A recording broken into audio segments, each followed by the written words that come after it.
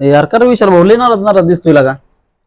काय सांगू तुम्हाला आता मी आयुष्यात खूप काय करायची इच्छा आहे माझी, पण घरची सपोर्ट करत नाही. एखादं घरच्यांना काय सांगायला गेलं की म्हणते तूच लय हुशार आहे, सगळं तूच कर, सगळं तूच बघ. त्यांना खूप समजायचा प्रयत्न करतो पण ते ऐकतच नाही माझं. असं वाटतं कोणतरी सोबत एखादा चांगला मित्र पाहिजे होता, तो पण नाही आता माझ्याकडे, कोणच नाही. एक होता तो पण गेला नाही का.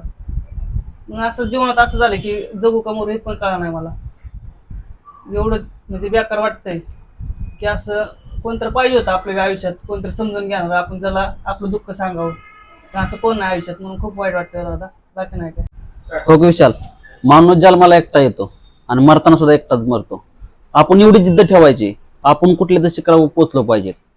आपल्या मागं कोण आहे कोण नाही ह्याचा विचार करायचा नाही, कोण काय म्हणतंय काय करतंय.